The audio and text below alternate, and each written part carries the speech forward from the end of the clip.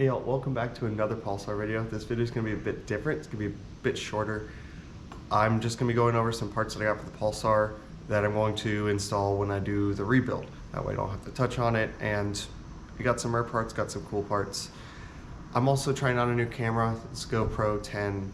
It's not the best for this kind of content, mostly because my lighting's not great in the garage, but hopefully it's fine. I'm mostly going to be using this camera for time-lapse footage for the second rebuild series, just because I already talked about pretty much whatever I want to talk about in the first series, so this one's just going to be more of a, hey, I'm doing it. We'll see how it goes. Might have to switch back to the old iPhone, but who knows. But like I said, this video is just going to be over some general parts and stuff that I got for the car. Some of them are rare, some of them are cool, some of them are just practical. So the first thing is in the engine bay. I got a factory blow-off valve. So as you can see, I had to fabricate a little bit of a bracket there. That's not the factory bracket. Probably going to end up painting that black just so it matches everything, even though you can't really see it. But factory blow-off valve is there. Technically it's supposed to recirculate to the intake, but since I have an aftermarket intake, I just decided to dump it. Probably going to get a little bit too much fueling, a little bit too rich on gear changes, but it still sounds pretty good. I'm not a huge fan of blow-off noise, but at the same time it's better than compressor surge in my opinion, because I would like to still keep the factory turbo. The next thing is new wheels. So these are OZ Chrono Evos, and they're 15 by, I want to say 7 plus 38. So it's got a really nice rally tarmac spec kind of look to it, and I'm super happy with the way they look. I have the center caps, but the center caps have all the clips broken on them, so they don't fit. So I will probably end up getting some carbon fiber ones, just because why not? These wheels are wrapped in the RT660s, so really fast, technically I guess street tire or autocross possibly, if you want to call it that, but I think it gives the car a really nice stance. The fitment is pretty much perfect, and I absolutely love these wheels. So another thing that I got that was a super huge pickup was this factory rear strut bar. So to go along with the Cusco front one, this is a factory Nissan one, and I am super glad I was able to find one of these at a relatively good price.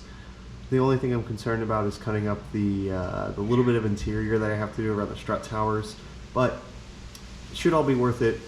I also got EBC drilled and slotted fronts, and then blanks up for the rear with the red stuff brake pads. I am super excited to get these on the car and start using them.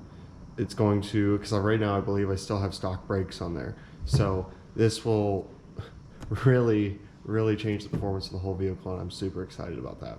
I also got an all-new coolant hose kit from Roost Motorsports. Little expensive, but also, from what I can see, super high quality. So it doesn't seem to have came with the radiator, the two radiator hoses, the feed and the return, which kind of sucks because those are pretty much the two main ones that I wanted, besides the ones coming out of the water pipe. But I'm still excited to put these back in the car, give the whole system a freshen up besides radiator. So that'll be nice, because on the second rebuild I will try to actually source a water pipe, because I didn't get to do that on the first rebuild as I talked about.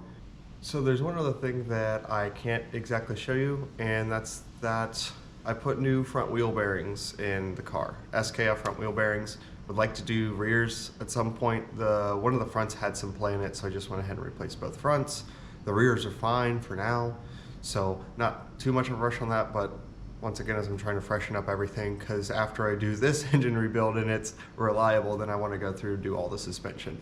I'm probably thinking BC DS series with Swiss springs, as well as all new bushings, and possibly new arms and stuff. So that's going to be the next step after the rebuild, which is still going to be in a long time. So I don't know, we'll see. I do want to touch on the EBC brakes. It was very hard to source the Gti-R brakes when I'm in America, because normally I could just go like, oh yeah, I'll go to EBC's website and order from directly from them. Since it wasn't sold in the US, I just can't go to their US website and order it. Going to their EU website, I can't put in an American address. So I had to pick and pull from different websites, and it was super annoying to get all those, but glad I have those, and I'm really excited to get those on the car. So that's gonna do it for this video.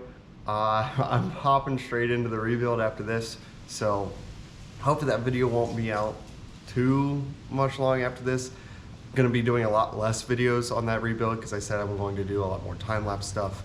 Even though I already do a lot of time-lapse stuff, this is pretty much just going to be time-lapse for that second series. So, I don't know, we'll see how it goes. But if you like what you saw, want to see more, like, comment, subscribe.